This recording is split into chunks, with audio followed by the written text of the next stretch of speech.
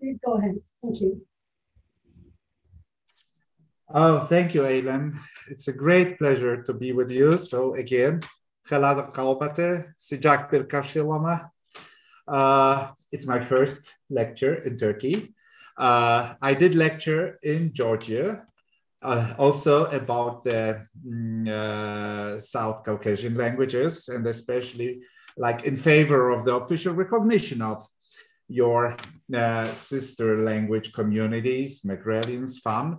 Me, myself, I'm sociolinguist and a linguist. Well, the linguistic part of me is the most engaged in, well, smaller languages, and also, well, like under-resourced languages, language documentation, and especially endangered languages.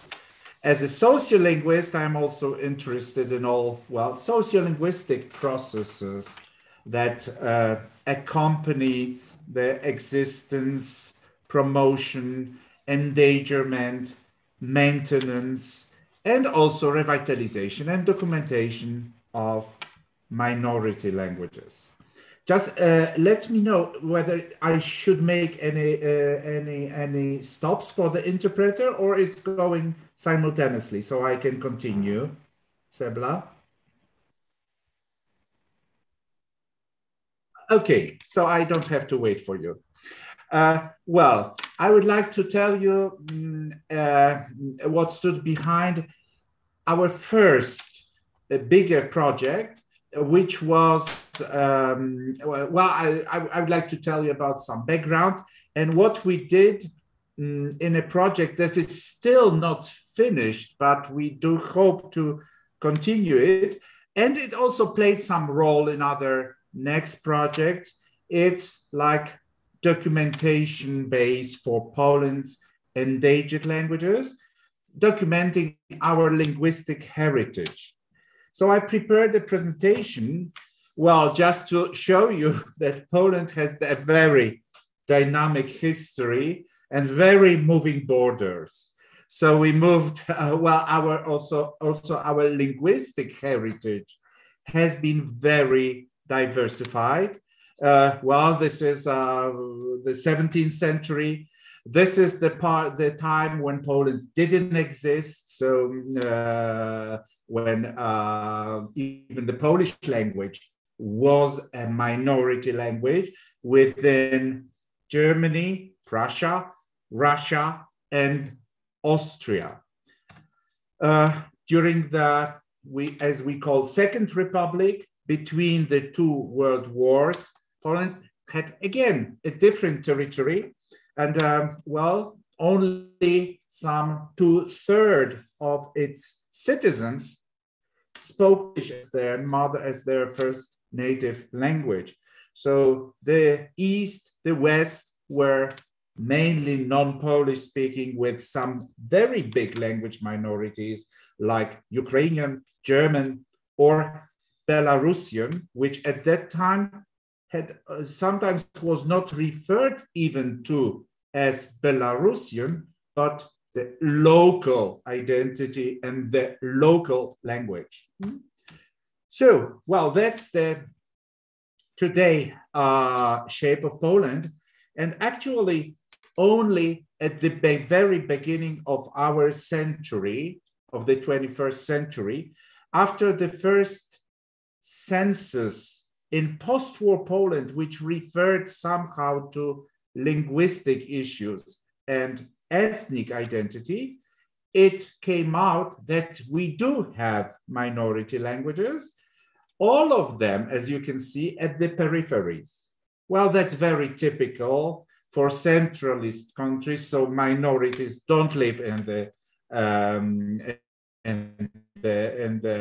center, they live in the peripheries. Actually, my first slide, yes?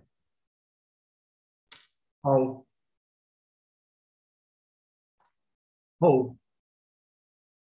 what about now? Can you see?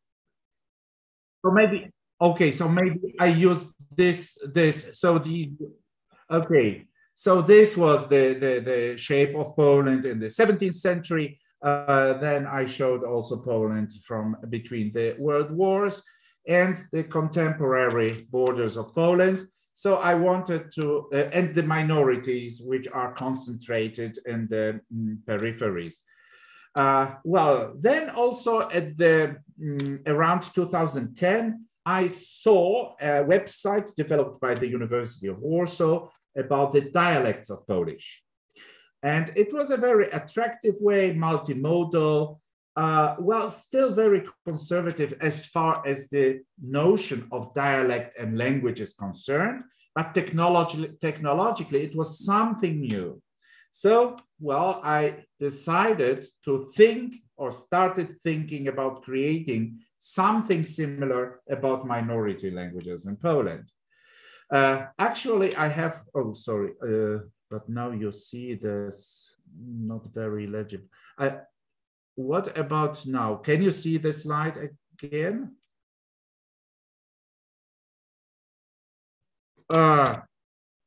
Yes, because this is the working version. And I'm sorry.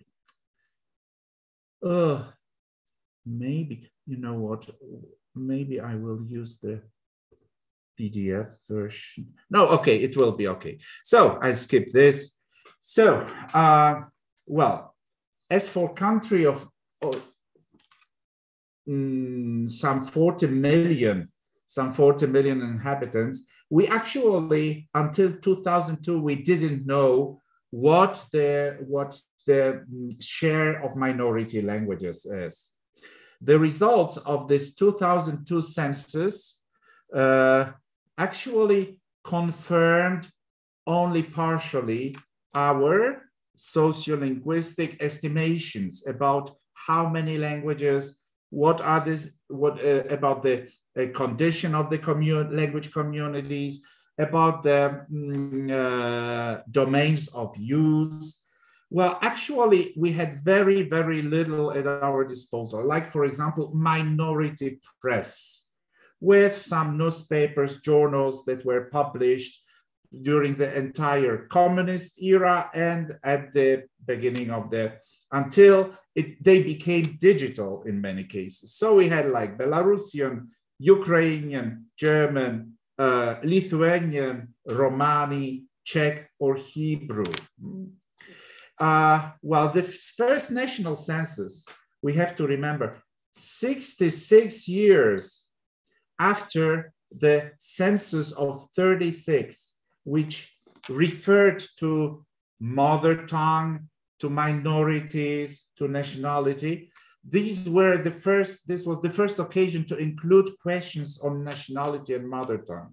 These were two questions.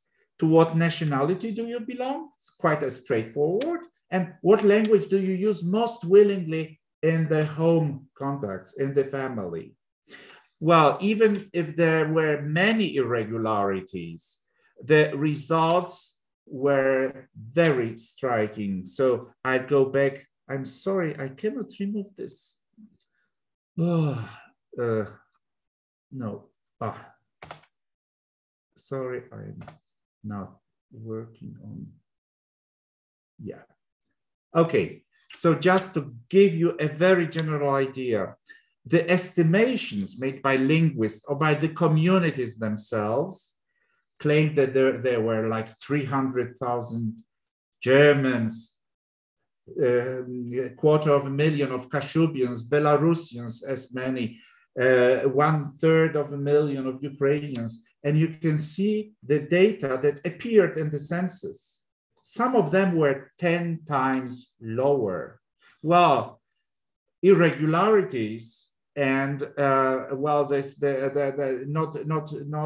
not quite reliable methodology of the census was one problem.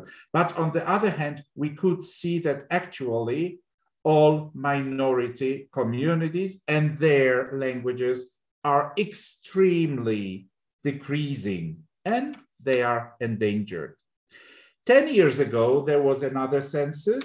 Some of the minorities really prepared campaigns by promoting, yes, do declare your mother tongue in this population census.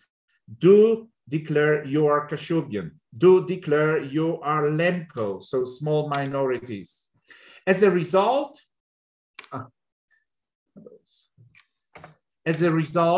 in 2005, we've had a law on national and ethnic minorities and the regional language. So officially recognized minorities were national minorities. According to the politicians, these were those who have some form of a kin state somewhere. Ethnic minorities are those without a kin state. Then we had Kashubian, which had a very disputable status. So using the German case of giving the status of a regional language to Low German, a decision was made to recognize Kashubian as the regional language. So not a national minority, not an ethnic minority. Two minorities I have worked with for many years. Silesian were not recognized because it's officially claimed to be a dialect of Polish, and a very, very, very tiny Germanic community of Wilamowice, just one single town, was not recognized because it's too small, they said. A completely new reality after this law of 2005 appeared, because many of the minorities were, for the first time in history, given the opportunity to use bilingual place names. So all of a sudden, Poland became multilingual. In some peripheral areas, this multilingualism became visible and could be even presented with pride by those communities. Well, this is the background. So in the year 2012, we decided to launch, with the support of the National Grant Program for Development of Humanities, this database of Poland's linguistic heritage, documenting endangered languages. Well, we used the name Rzeczpospolita, which is the historical name of Poland and which somehow refers to those shifting borders throughout our history.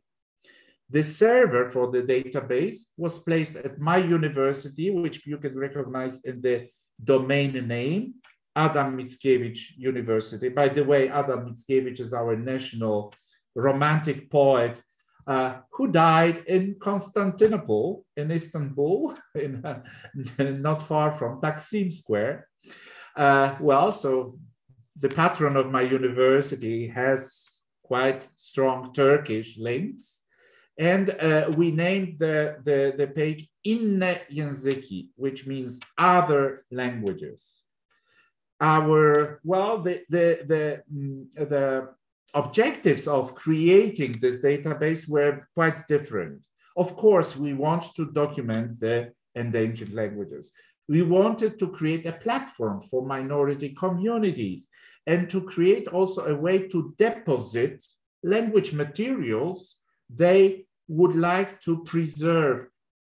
Also in case also for the case of language revitalization.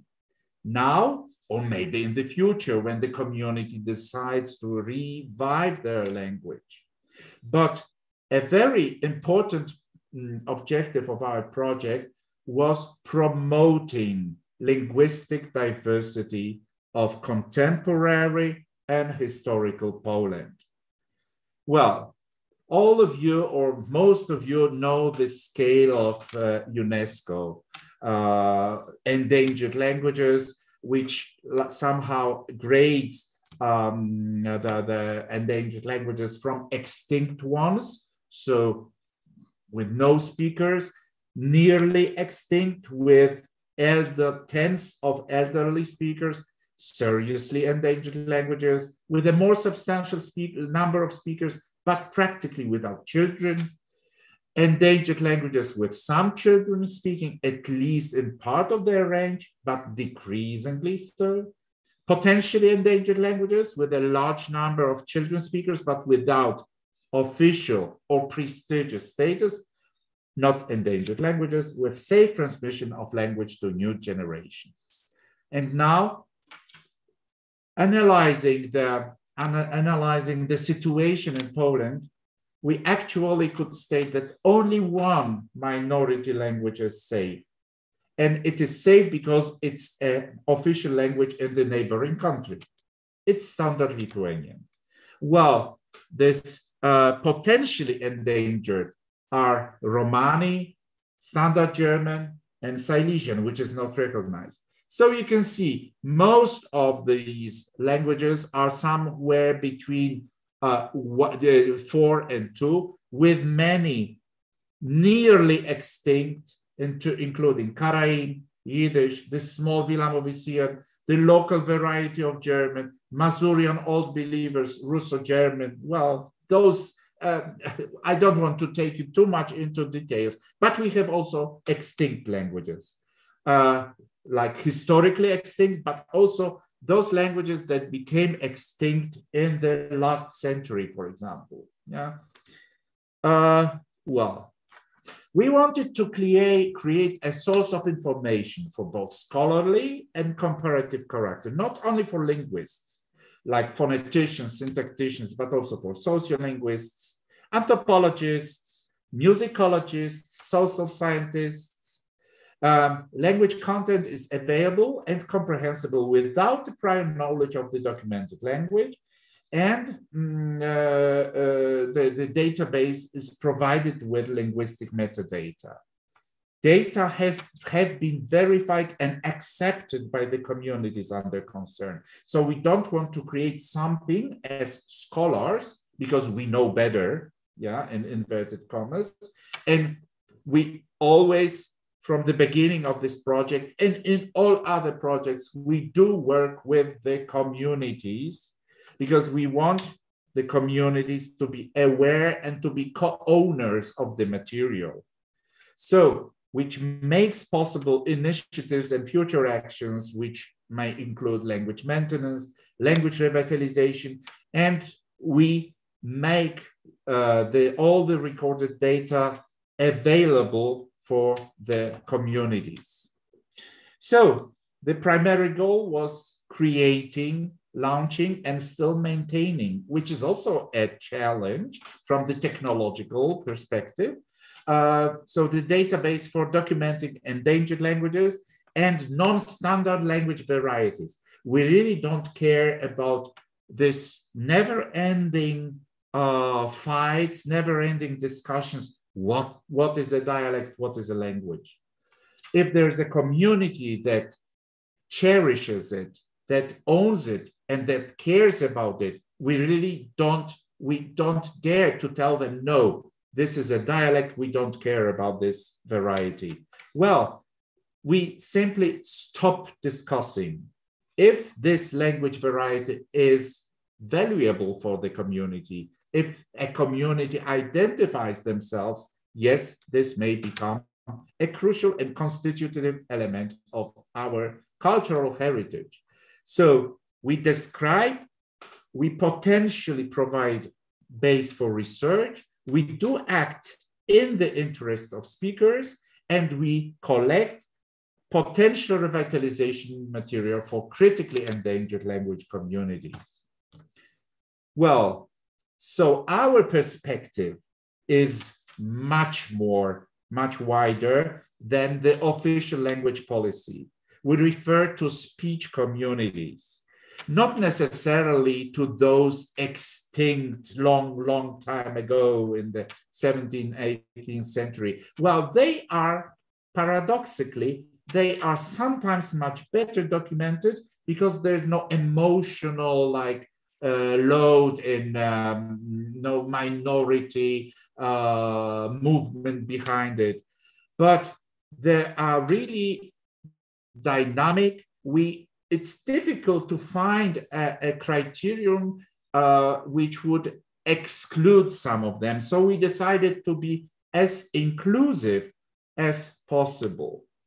Well, we also, just giving you an example, we also include such varieties that really act on the border between dialects and languages.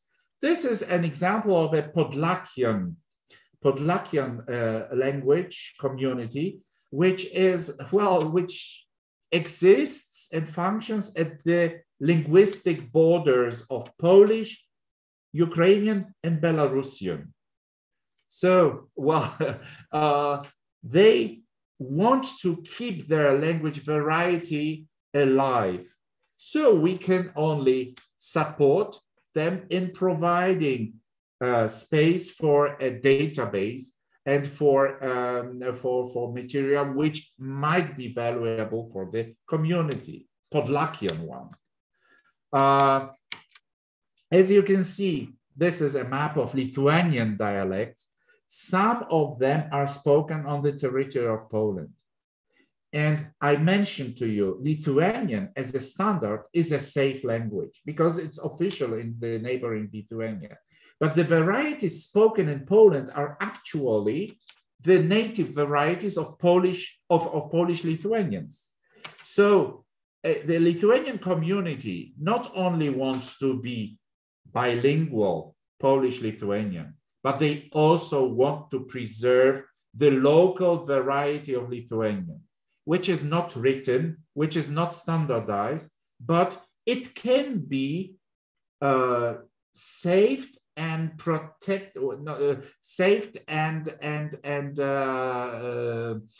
recorded, yes, in such a database as ours.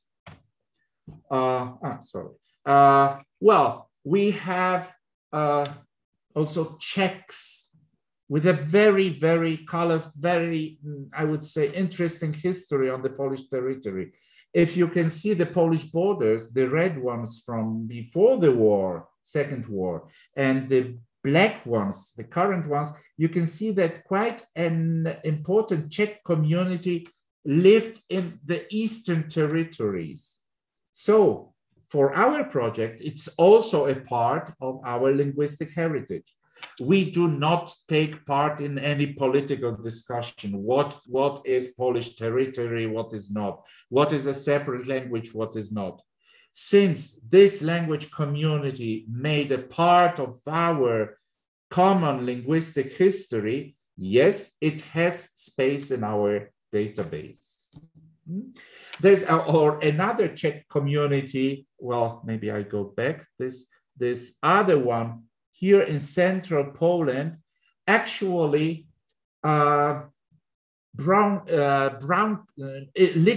lignite, which is, well, in Polish we say brown coal, was found there in the 50s.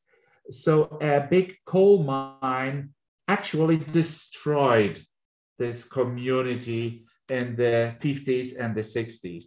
But fortunately for the linguistic heritage, a dictionary of that community was gathered, compiled, and well, we are desperately looking for some recordings of this community which doesn't exist anymore. Because physically, the environment, the ecological environment was destroyed. There are individual representatives of the community who live all over the country. Then we, of course, include communities which are not commonly recognized. There is a community on the border of Poland and Slovakia, and actually also touching the territory of Ukraine. For many, many years, the Lemko were officially recognized as a dialect of Ukrainian. And also the Ukrainians do not recognize them as a separate community. But there are very important, very visible language movements. And Lemko, first of all, want to preserve their language variety. They are standardizing their language now. They are including it into the school curriculum. There's a transborder cooperation between Slovakia and Poland. Well, so yes, we have them in our database. On the Polish-Slovak border, there are even more vulnerable cases. There are language communities which are considered dialect of Polish on the Polish side and dialect of Slovak on the Slovakian side. They are precious part of our database, this one or that one, two different ones.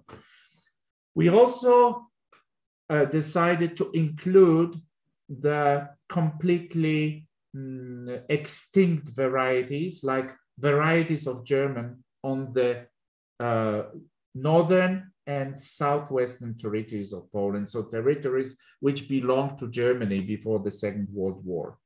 Well, in this case, our main goal is to collect written sources, including literary or some written materials, but also language landscape.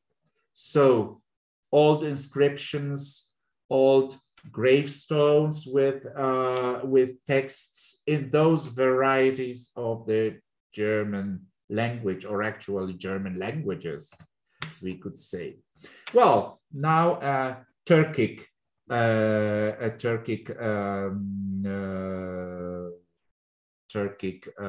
how to say, element. You probably have heard about Karaims. Karaims from Crimea settled in the late Middle Ages in what was Eastern Poland. As you can see, those Karaim settlements were all located outside of the present territory of Poland. But after the Second World War, many of the Karaim community, many members of the Karaim community settled to Poland. Well, Karaim is being revitalized, is being taught. Well, the community is extremely small, and it's a very interesting community because it's actually the same community living in Lithuania and in Poland, and like publishing the same materials for the entire community. And well, we do cooperate, and we also support them in archiving language monuments and language samples. Especially popular now is like reviving Karaim music. So the children, they usually cannot speak Karaim, but what's quite new, they start singing in Karaim. So in this case, the Karaim heritage, which can be saved in our database, are Karaim songs. Well, an extinct language, Armeno-Kipchak, so the Turkish spoken by Polish Armenians. In this case, we probably will have no access to spoken language, but we do cooperate with Armenians, with Polish Armenians, in like linking their archives, which are becoming more and more, richer and richer recently.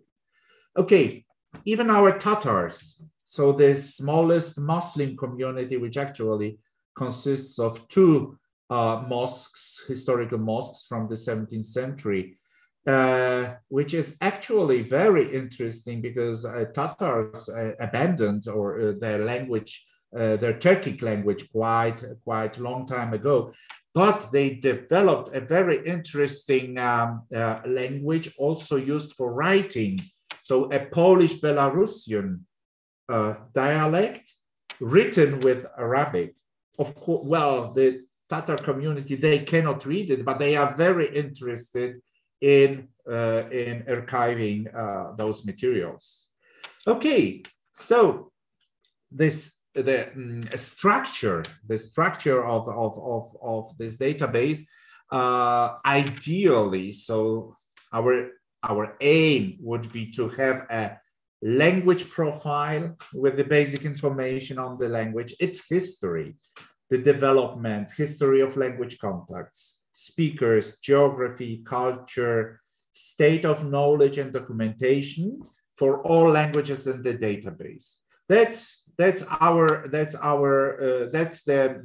stage we have finished, we have achieved.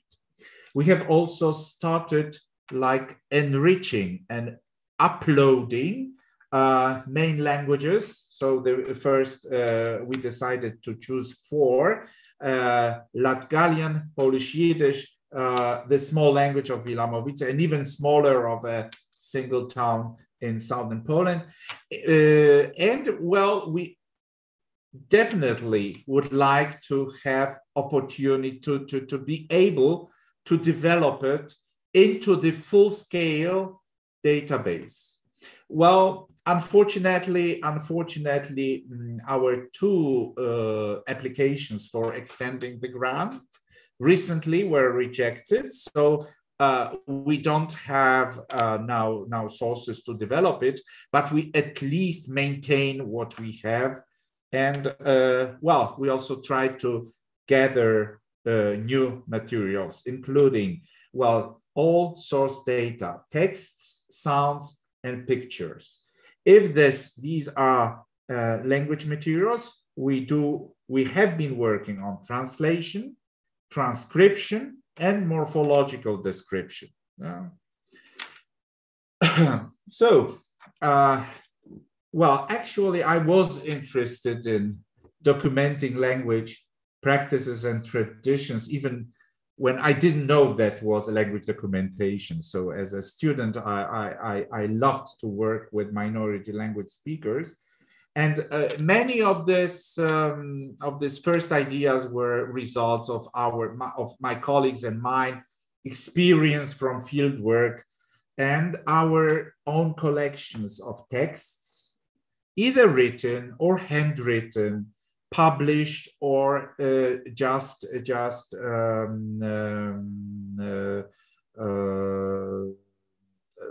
how to say, provided in our database.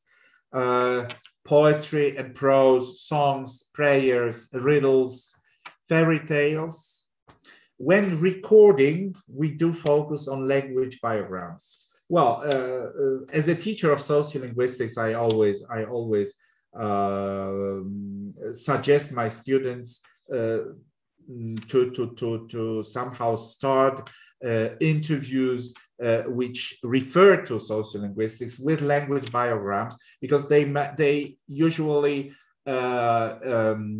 respondents really like, or if not love, talking about their languages they experienced during their lifetime, but they also contain quite a lot of valuable material. And they let to create a natural language behavior situations. Sometimes they also lead us to folk linguistic material, which in many cases might be a valuable research material. We have the online data editor, which this is the Polish interface, but we also have an English interface. So generally the entire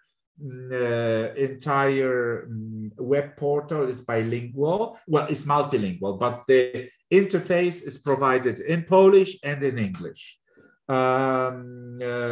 Most of the materials are available through these 2 languages, and well, a very easy online data editor, because we would like, we also made our students to enrich it, to use it, and well, in the future we would like to make it available also to the communities, if necessary. So, well, this if we have an active text, we do provide it with transliteration, with orthographic transcription and translation into Polish and or English. As language documentation teachers, we are quite concerned about providing a proper set of metadata and well, also linguistic availability of linguistic data in the database. As for the accessibility, this online access is at present still for main project participants, but after after 2024, we want to make 3 levels of accessibility: public, open access, permitted public use for registered users, and non-public. Sometimes, well, some of the materials are somehow vulnerable. So if the speakers were not so much in favor of providing free access to the materials, we decided to make it non-public, as in all other language archives. Okay, I can switch. So we have those main languages that we decided to put as first in the database. We've had a specialist on Latvian, and well, it's actually what I call Poland's forgotten colony. So until the partitions of Poland, well, Polish was also present in the area which now is a part of Eastern Latvia. And actually, this variety of Eastern Latvian has very interesting language contact traces with Polish. And since we cooperate with the colleagues in Latvia, well, we actually filled in this together, especially with the materials which were not available for our Latvian colleagues. Well, this eastern part of Latvia was historically Polish in Flanders, a very different history than the rest of Latvia. Western Latvia had strong German or Swedish language contact, while the eastern part has actually Slavic language contacts with Polish and Russian. It led to the situation that actually on these two different parts, in these two different parts of Latvia, 2 different languages, including standard literary languages, developed, which led to the situation that after the First World War, when independent Latvia was created, there were actually 2 potential standard languages. The Eastern Latvian, Latgalian, became a very minorized language variety, which was regarded underdeveloped, rural, and actually only independent Latvia, which still did not provide any official status, it actually calls it another written variety of the Latvian language. Well, Latvia has some, some 2 million inhabitants, and only, as you can see, 164,000 inhabitants of Latvia declared using Latgalian every day. In Latgale, even in Latgale, they are a minority. The language is considered vulnerable, and well, it's actually a situation which is very typical for many languages in Europe. I would like to mention shortly another project of mine, which focused on what we call regional, or I prefer the name collateral languages. This was a book I wrote as in Poland we have the German system. So after PhD, if you continue your academic career, you have to write Habilitation. So this was like in Germany, Habilitation. So I decided to focus and research languages which are closely related to the official languages of the states, but because of language policy and extra-linguistic factors and peripheral location, they became minorized and are considered just like a corrupted varieties of the dominant language. So we have some successful stories of upgrading of status of such languages. Well, Low German in Germany is now considered a distinct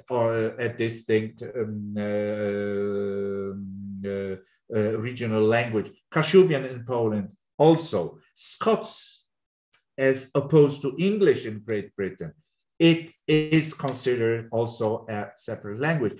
Vero in Estonia, which was one of my case studies, or Latgalian in Latvia are peripheral collateral languages which are not like neglected, but they are not supported.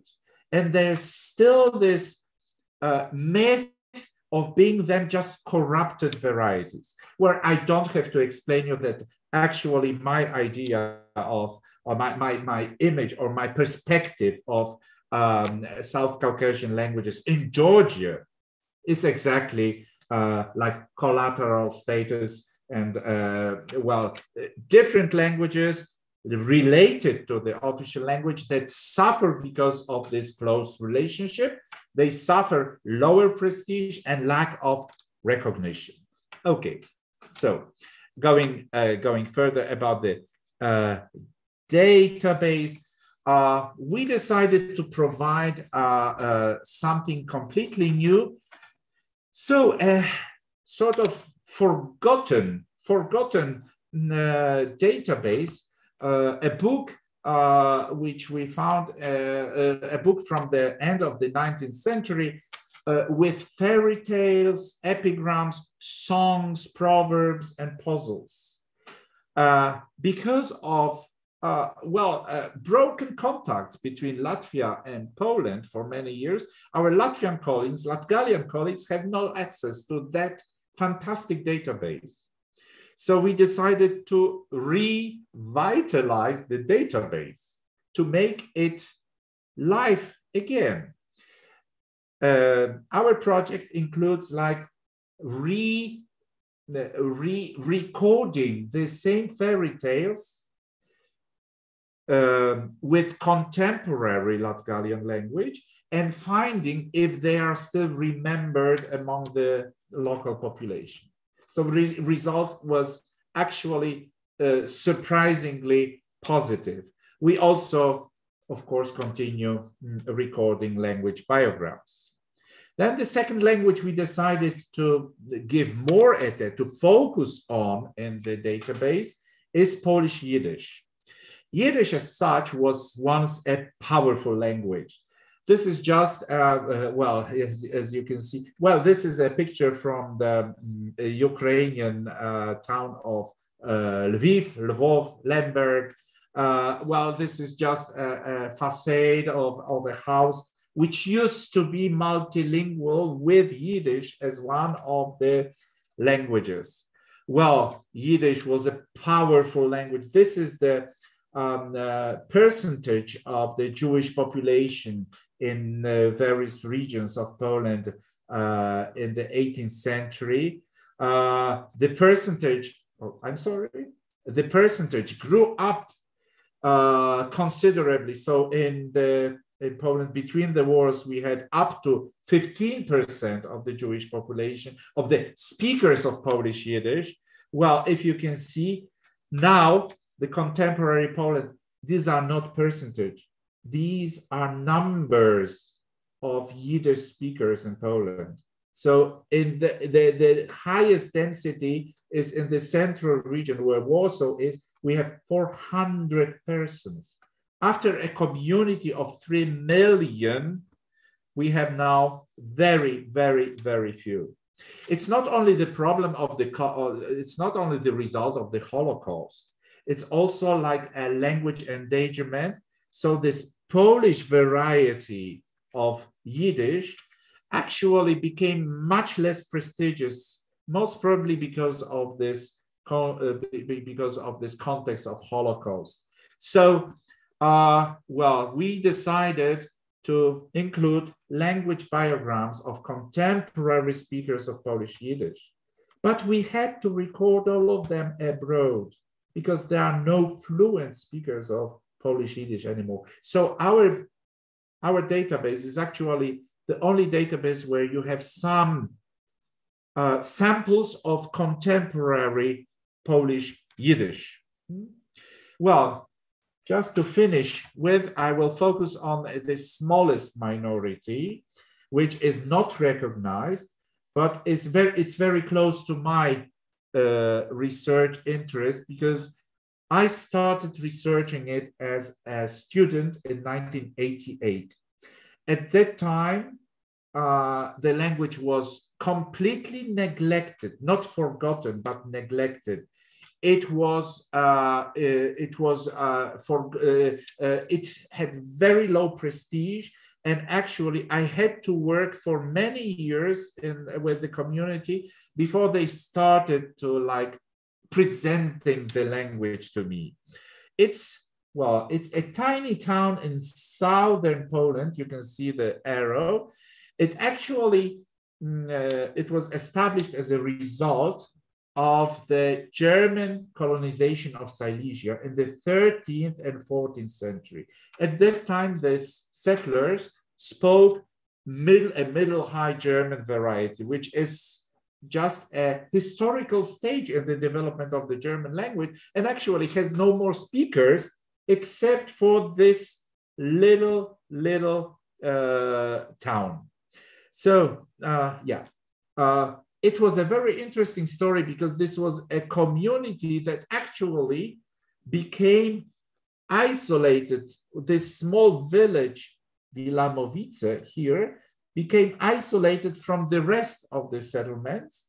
And in the 18th century, it started developing their own identity.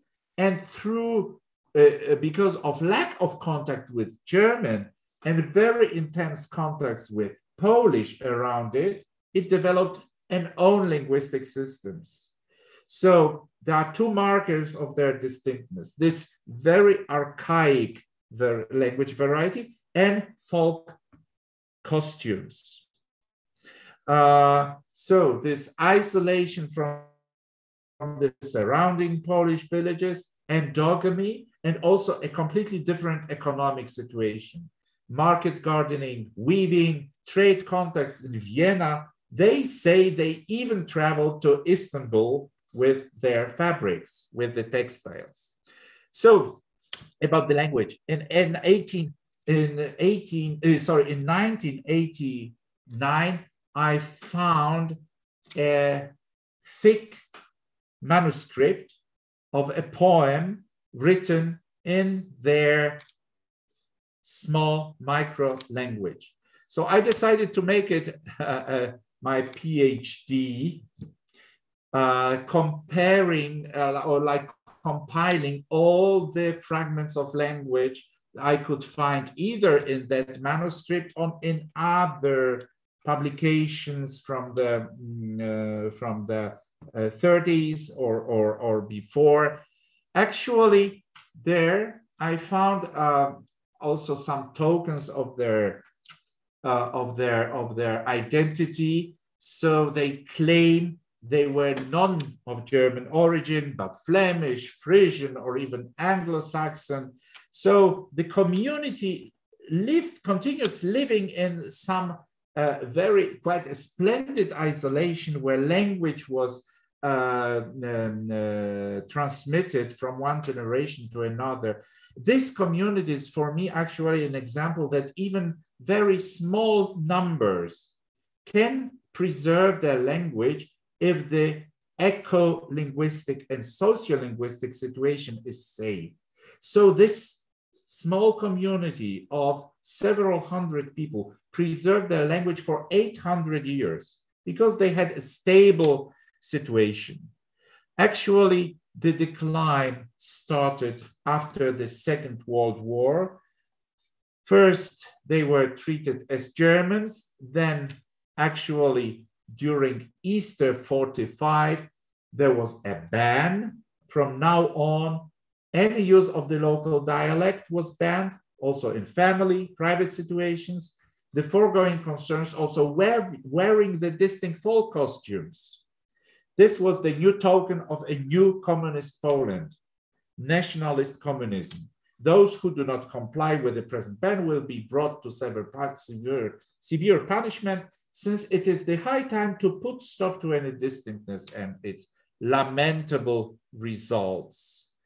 Well, actually, in the year 2000, somewhere in one of the articles, I wrote that the community now start being proud of their tradition, distinctiveness. These were new conditions, new political, social conditions, but unfortunately, the language was critically endangered. So I wrote that this minority language faces imminent extinction, which will inevitably accompany the death of its last speakers. Well, but I didn't know wonders happened, that a certain person, a young guy was born, well, a baby was born in 1993. And actually, he had a Wilamowice-speaking lady as nanny. He became a language genius and a natural language revitalizer. So using this case, I have to repeat after Joshua Fishman, never say die. If you can record, make archive, document the language, but sometimes such stories can happen. The young guy is now 25 years old. He's really the last link between the last native speakers. He is himself a native speaker, but he became also the native revitalizer. So we now cooperate together. We managed, well, here you can see the young guy, to record many elderly speakers, last speakers, who all of them passed away in the meantime. We have collected a lot of handwritten materials. Well, these are parts of our archives, everything that could be recorded. Well, I have to remove this. The young guy, it became a writer himself. He standardized the orthography. He's writing both prose and poetry. And well, we do expect this small community language being recognized. We are waiting for the recognition by the parliament for 8 years already. They keep refusing, but we do hope this will get an official status. Just to mention as the last slide, using our experience, using our materials that we collected. Well, this was actually the project that led us to the one you might know, because that's where we published our book of knowledge. So the Handbook of Linguistics for those interested in documenting and revitalizing endangered languages. We do include the knowledge of minority languages of Poland into potential teaching materials. We've had a workshop with teachers, both in minority and majority schools. And well, we are always ready to provide them with more and more materials and with the access to this database, which is from one side, in our intention is to make it as informative as possible, but also as scientific as possible, both for linguists, for the minority communities, but also for the majority public, to be aware of the linguistic richness of our heritage. Thank you. Dziękuję. Didi Marti, teşekkürler. Okay, I stop sharing now. Thank you, Thomas. Are there any questions? Because I have some questions.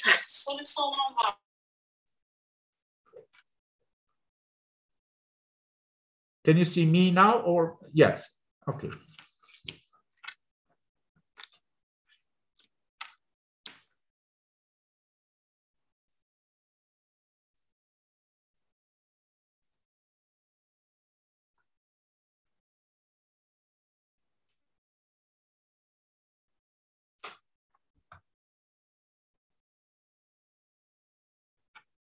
Oh, yes, I can see it. Yeah.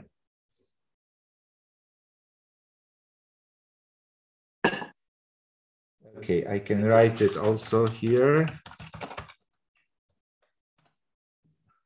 Well, Timoteusz is Timek. Król is a king in Poland, but he's not a king, but it's just a name, which means king. But he is also, well, I didn't mention this, that I could talk for hours about this little community, but he's using his nickname, which is also a part of this, of the identity of this community, because, with endogamy, century-long endogamy, there were just a few family names and a little bit more first names. So the community could not be really recognized by names. So there were very, very sophisticated nicknames. And one of the stages of revitalization in Wilamowice is bringing those nicknames back. So if you now meet some of the young new speakers of Wilamowice on Facebook, many of them use their heritage nicknames as their names on Facebook. And so if you want to, so the guy on Facebook is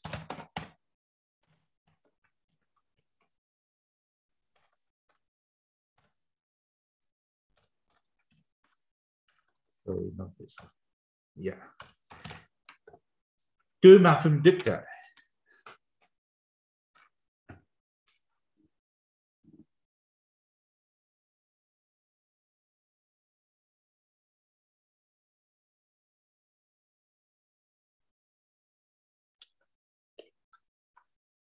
There's a question in the question and answer section by Yasemin Oral. Yes, I'd appreciate it very much if you could elaborate on the details of data collection, especially in the case of spoken proficiency without literacy. What would be the most effective data collection tools? Do you mean the technical tools or the techniques like methodology? I think that I mean the methodology.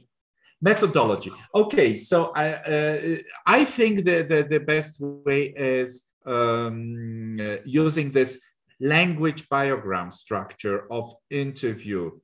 So first, well, of course, we are not talking about this ethical. We should remember about this ethical aspect. So you always recording with the consent of the person being recorded, simply but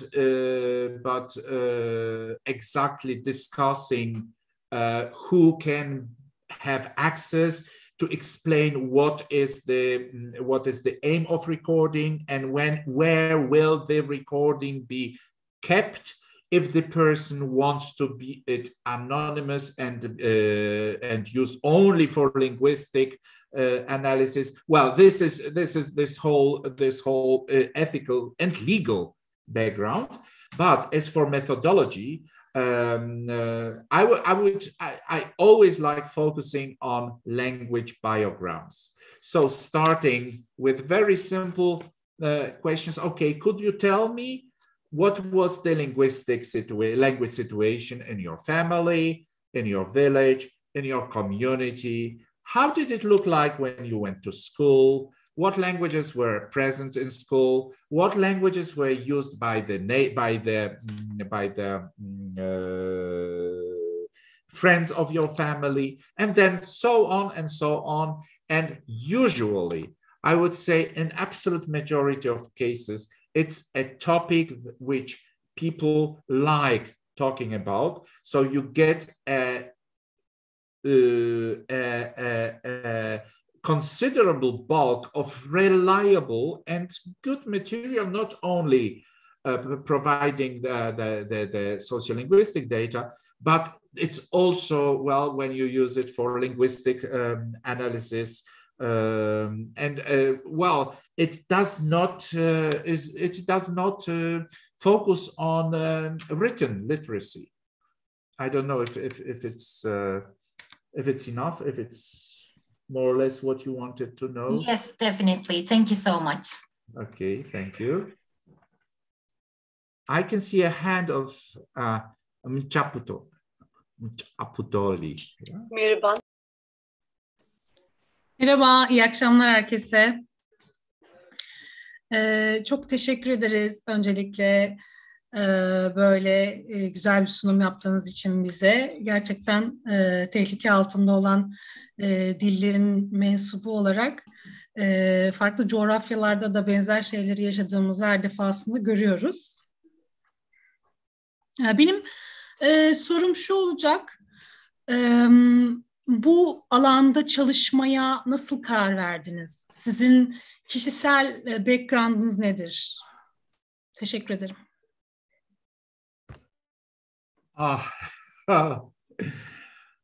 Okay, well, I grew up in the world without internet, and well, I always I discovered. At the same time, Poland was, communist Poland was very nationalist at the same time. Nationalist in the meaning we didn't know anything about other communities, other ethnicities, other languages. It was all about the past. Oh yes, before the war, there were Jews, there were Ukrainians, but the message was, but now, after the war, fortunately, we are a mono-ethnic, homogeneous country. So one nation, one language, then one religion also. Yes, this. And then, well, I was also like a devoted tourist. So I love hitchhiking, climbing mountains, also bicycle. And well, I decided to visit all the peripheries of Poland during my summer holidays, summer or winter holidays. And then I started discovering, well, there's an Orthodox cemetery here, there's a forgotten synagogue. First, I thought these were all relics of the past, but then it happened, oh, there's a Ukrainian village here. People speak, there are still people speaking German.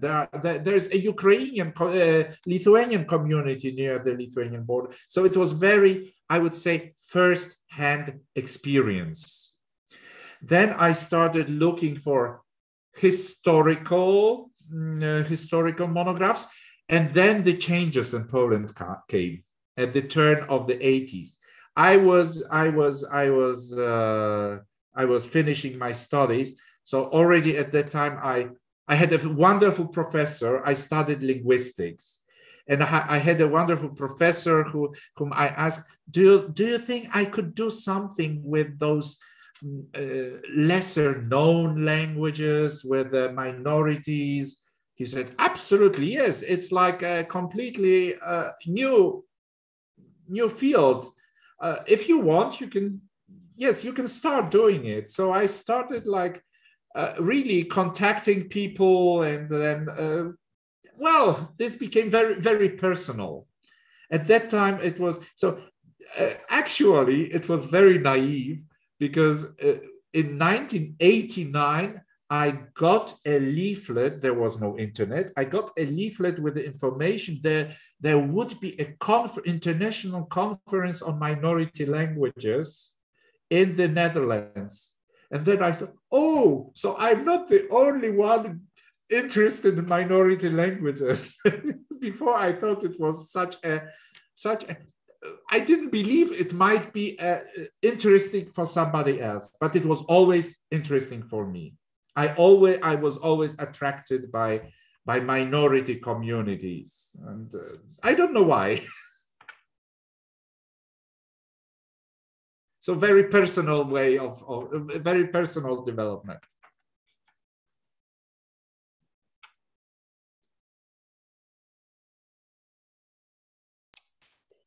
If anybody else doesn't have a question, I have a question actually. You mentioned about some languages losing their prestige. Yeah. What are the ways of increasing the prestige of languages? Okay, well, it definitely depends because there are no two same models of language situation. So the prestige might be like, I know communities where, like, for example, only the ancient form has some prestige.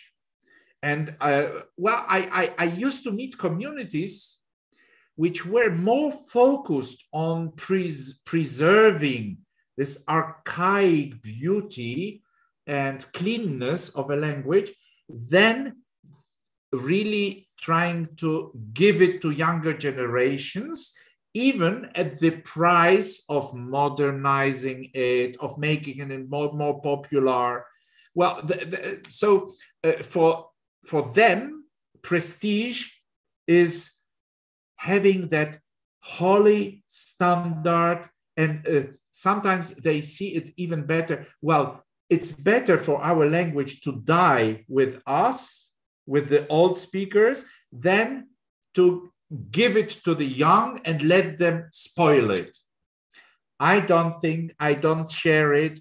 I remember a discussion with Crimean Tatars in Crimea before the annexation of Crimea. And they were like we were talking, well, with young girls, Crimean Tatar girls. They told me, well, we love our language. We would like to talk about pop music, about makeup, about fashion in Crimean Tatar. But our elders think, no, Crimean Tatar is a serious language, beautiful. It should be preserved for poetry, for remembering the beauty of Crimea. And well, it cannot be used for youth. Well, actually, I think this attitude is killing languages because many of them are endangered, and prestige for young people will be something completely different than prestige for the old speakers. Sometimes there are very, very strong conflicts between those lost speakers who want to keep the language pure and the young speakers who think, well, we can add some English, we can mix it with, I don't know, Russian, with French, with Turkish, with Polish, but we want to preserve it. So first, we have to define what prestige is, and definitely it's a question of generations. I think in the modern world, prestige is also connected with digital accessibility. So even if for many years I said, no, don't exaggerate with standardization. Standardization is not the most important thing when preserving a language. Maybe not standardization, but giving it a written form and putting it into social media, into memes, into internet. I think this is the first, it is a token of higher prestige for the generations to come. And sometimes I also say that young people want a language to be attractive. Sometimes I say even sexy. The language must be sexy, must be cute, must be funny, must bring fun.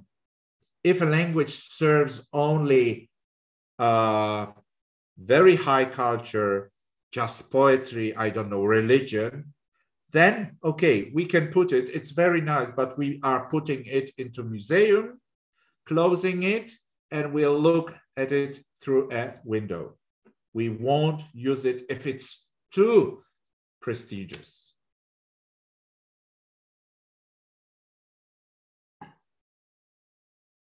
Thank you.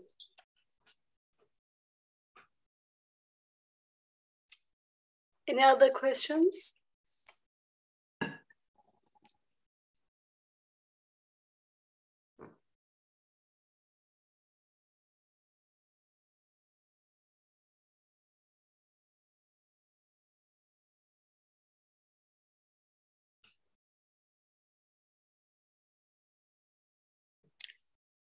You mentioned about this language, Crows language, not being recognized by the parliament. Why is it so? Oh, that's a political issue. So, but also like a very, very conservatist attitude. So it's still this discussion from the 19th century about, well, a language, separate language must have a standard, cannot have varieties, and cannot be too similar to the dominant language of the state. So this is a problem. And then, well, also, sometimes it's just the ignorance. So we won't do it because we know better. So it's no listening to the community, and well, that's the general reason, I think. Yeah.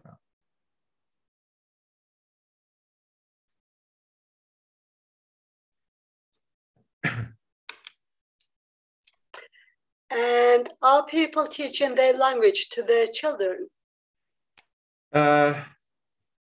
Yes. So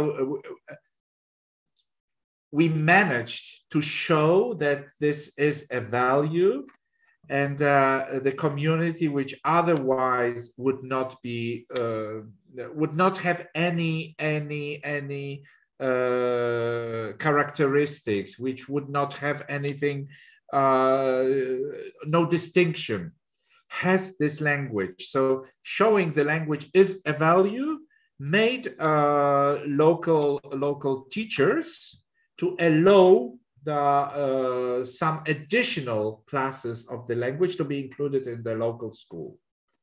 It's well, that's how these new speakers have developed in the recent, I would say, 6 years. Also, an important factor in that respect is the local theater. So kids have their theater group, and they are celebrating the International Day of Mother Tongue in February, and always preparing a new spectacle. So through theater, they are also learning, but also they are learning to write. They are writing the plays and then putting it on the stage. So yes, it is the revitalization and the transmission of language is in progress. Yeah. I can see a hand of Yasemin. Yeah, thank you once again. As I was listening to you, it occurred to me, like you talked about the community's efforts to revitalize the language, like teaching it or using it at home, the theater, that in such cases when there is a significant loss and, generational gaps in terms of language acquisition at home, you mentioned as you were describing your project, creating revitalization materials for those endangered materials. So other than these efforts, could you a little bit elaborate on that? Like based on such a project, what sort of revitalization materials can be developed, for instance? Thank you. Okay. Thank you for the question. So it also depends on the size of the community. Sometimes, in this case of this little community, at the end of my presentation, where I've been working since late 80s, even if the community was small, there was surprisingly a lot of materials, language materials gathered already in 1920s, some poems gathered even earlier, and then this manuscript, which I found and then prepared as my PhD. And actually, all this can become language materials. So, for example, the text of the manuscript, it is a poem of a person who wanted to become the first the father of literary language for this micro community. This was Austria-Hungary. He worked in the Adriatic port of Trieste, so far away from his hometown of Wilamowice. He missed it so much, but he was also in contact with the Italian culture. And while knowing the story of Dante Alighieri, who became the father of the literary Italian language, he said, okay, he decided, I will be Dante Alighieri for my micro community. He started writing, and it's a fantastic document. Well, maybe it's not a great literature, but it's not the case here. It's a lot of language material, but also a lot of like social, cultural reality. There are even like, I could even find like some cooking recipes from 100 years ago. And so this fantastic occasion that actually, I keep saying I'm a happy linguist, because what I did in linguistics turned to be usable, even without my intention, for this language revitalization. So this poem, for example, is a never-ending source of words which have been forgotten, of chronicles, historical data. One of the spectacles of the theater group I mentioned was made basing on the stories from that manuscript. So in the case of that community, we really have a lot of materials to be used for recreation of the language. But even if not reinventing it, there are sources to invent new vocabulary. So this small community with Timek as the leader, he's a natural leader, they are very productive as far as like new vocabulary is concerned. So we've already published a dictionary for children, like a pictorial dictionary. We already have a textbook for students. We are working now on a popular grammar for children, because the academic grammar of the language has already been written and published. And okay, we are still publishing like poetry, like books for kids.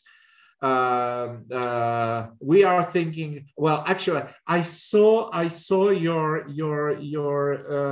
cartoons in Lazuri in last language. I loved it so much. I think that this is a fantastic idea. That's what we haven't started with. We were thinking about making a film, but well, our efforts are more like on this theater, because it's also important for the community. During COVID time, they organized like virtual meetings. So well, well, I didn't mention this because I focused on documenting, but those last 2 years with COVID, with quarantines, isolation were very difficult for minority communities because, well, for many reasons. But we hope this little community will restart its activity. Sometimes I think that it's easier in a small, even very small community, which is somehow coherent and can do many things together. It's easier to act than in a big, much stronger community, but where there are discussions about what is good, what is not good, differences in generations, and all things like, all factors like this. So yes, in this particular case, we have a lot of materials that can be used for language revitalization. Otherwise, it's again, well, that was another experiment I did. Unfortunately, this person died 2 years ago, but there was another a member of the community who could write, and he kept asking me about the topics he could write about. So I sent him like, oh, do write about I don't know, about the folk medicine in your community, which plants were used for which diseases, and and he wrote a fantastic text with names of these medical plants. And so like, if you find one person which may, even if not literate, then you can record all this, those domains. Oh, let's talk about gardening. Let's talk about about finding a boyfriend or a girlfriend in your childhood. What do you think about music? Do you like folk music or pop music? And all this in a language.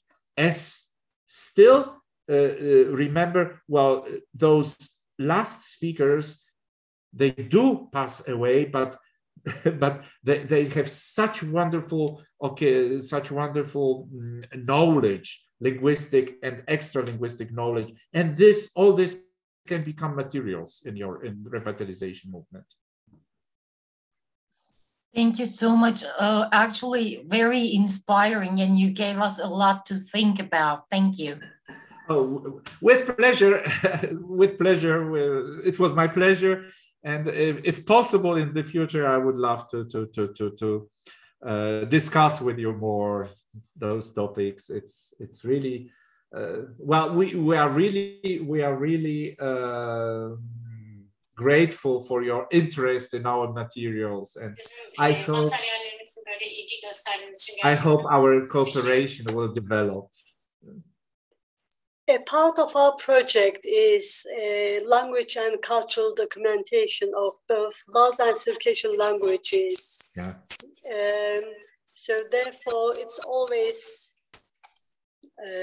there's echo, I think, by the way. Yeah. It's always very interesting. I'm sorry, I have to, sorry. But now I can't hear you.